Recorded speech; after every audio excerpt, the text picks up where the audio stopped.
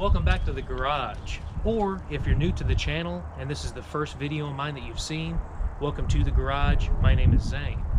Today's video is going to be all about the old International wrecker that I've got sitting behind me. I'll show you what kind of shape it's in, and later in the video I'll also reveal my plans for this project.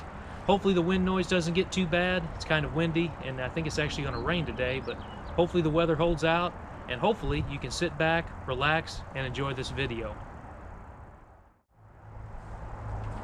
This old International truck provides a lot of truth to the saying that sometimes looks can be deceiving. This truck used to sit alongside a fairly busy state road here in Missouri. It sat at the edge of a field next to an old automotive repair shop, and anytime I passed by, I always thought that it looked like a fairly solid truck that would make a good project. Now, it can't really be any further from the truth, but I'll show you around this truck and then we'll dive into it on the inside here in a minute. But this has an Oberg hydraulic driven winch setup for the bed. I've seen a lot of Holmes beds in my area, but this is the first Oberg that I have seen. Can't really find a lot of information on it. I don't know if it's a good bed or a bad bed. I'll try to do my research and see what stuff I can come up with. But the booms are both intact. The winches are there. The cables don't look like they're in bad shape either, so maybe somebody actually did take fairly decent care when they put this truck away. See the old name on the door, an old towing business that went under a few years ago in Missouri. Missing the passenger side mirror. This door's not in too bad of shape. There's a little bit of rust at the bottom of it, but that's to be expected with these old International trucks. Rust proofing was not something that they really done from the factory, or didn't do a very good job at least. Missing the International badge on this side. Still got the Loadstar emblem. These cowls are notorious for rotting out. The windshield seal splits and lets water down inside. This seam looks just fine, but when you get further down, you can see that it's rotted out down here near the bottom of the floorboard. The hood latch on this side is also almost pulled completely through. This truck probably looked very beautiful back in its heyday when it was painted up nice. Somebody took the time and put some pinstriping on it. Very tasteful. Doesn't look like a ton. You see a little bit more down here on both sides. The grille is damaged at the bottom. It's also missing the International logo at the top. Bumper's good on the passenger side. On the driver's side it's curled out. The hood also has the handle broken out of it since the fiberglass is in such bad shape. It's also got a spot of damage, maybe a tree limb or something over the years. And the front of the hood has actually started to separate. Fiberglass gets brittle and the sun definitely fades it out, makes it split. There's the driver's side. Headlight ring's bent just a little bit, more of the pinstriping. Both of the International logos are here. One thing that I have to say I like the most about this truck is that factory, I guess, add-on sun visor. I've never seen a 2-ton truck in my area that had a sun visor on it, but it looks very nice. It's not split. There's no damage to the fiberglass on it. Cowl area in this spot is rusted out. They all rust out by the seam pretty bad.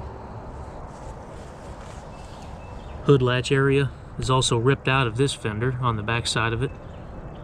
Somebody's tried to do some patchwork with some body filler on that part of the cowl at the bottom.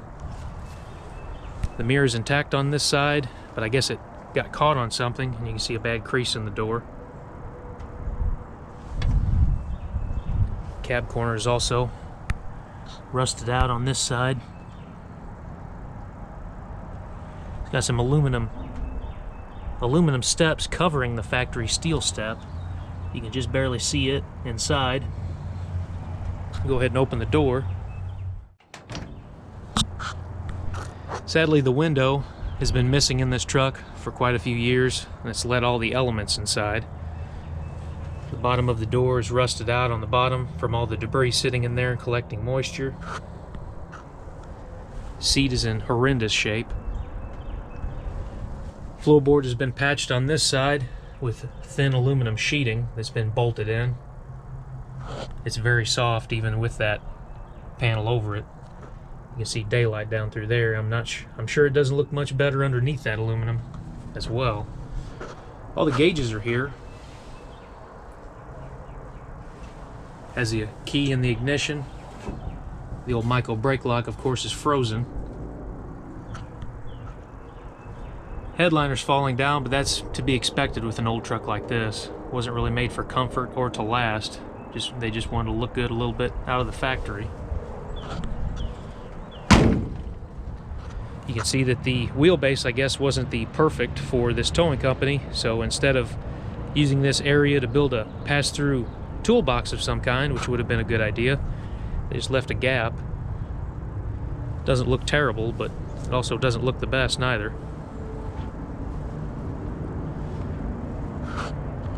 Like I mentioned before, this is an Oberg bed. Both of the winches are here. All the cables look like they're in fairly decent shape. They're not split or frayed. The cables look like they've been wound up fairly neatly on the drum, so they weren't bird's nested or put away in bad shape. The floor of this bed is a little bit rough. The controls back here aren't frozen either, which I'm kind of surprised. If you move the one here, it moves on the other side. Same for this lever. It's got the bumper sling for a smaller car, I would guess, or a pickup. Then it has this big wheel lift for, I'm guessing, a 2-ton truck. Got a few lights back here. It's got a bumper hitch. There's a few spots on the bed that need fixed. More pinstriping. There's a spot right there. And here's a spot that looks like it's had some extensive filler put over it. But a majority of this bed is not rotted out. It does not look terrible. It's not in the best of shape, but it's still usable. This side of the bed is worse than the other. A lot of filler on this side. I don't even want to grab that piece and break it off because I don't want to see what it looks like underneath of it.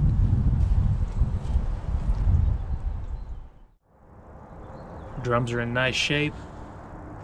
This cable here is frayed a little bit. Here's the tag on it.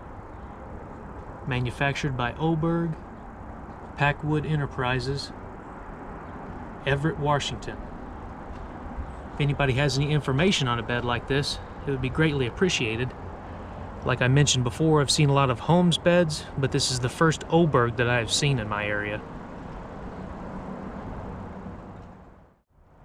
Moment of truth, what's hiding under that hood? Now, how awesome would it be if this truck had a 6V53 Detroit in it? But yeah, it's got the 345 V8. These were good engines. This engine was painted up nicely at one time. Sadly, the carburetor was left off of it, even though there was duct tape over the intake and the hood was shut. Moisture got inside the cylinders and this engine is now locked up. The radiator is good.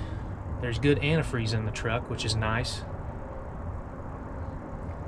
The owner that I bought it from told me the engine was rebuilt. And you hear a lot of stories about that. I try to believe people as best as I can. But I'll show you what I found when I dug just a little bit deeper. You can see Shreve's Engine Rebuilders in St. Louis, Missouri. So this engine, in fact, was actually rebuilt at one point in its life. The main purpose of this video is to show you all watching right now how rough this truck actually is. It looks really nice in pictures and from afar, but when you get up close, you realize that it's practically rougher than a stucco bathtub. There's a lot of other problems with this truck. Not only is the engine stuck in it, the transmission, I was told by the previous owner, also jumps out of every single forward gear. The rear end in it is only a single-speed rear end. I've never seen a truck, a 2-ton truck in the 70s, that only had a single-speed rear end. I've seen a lot of older trucks like that. I'm not really sure why this one has a single-speed rear end in it, but the top speed wouldn't be very fast. You could probably do 50, 55 miles an hour maybe at best. But there's a slew of problems with this truck. I'm not really worried about it because you can probably see over my shoulder what I've got in store to do with this wrecker bed. I'm sure by now you can see the direction of this project. Now, not only am I in the very early stages of Project Atlas, trying to disassemble and put together a four-wheel drive 2-ton rollback truck, why not throw a 2-ton four-wheel drive wrecker into the mix as well? Whenever I seen that old wrecker truck sitting alongside the road all them years, I thought that it was in nice shape, but looks can be deceiving. Whenever I finally got a chance to buy it and I got close, I seen how rough it was.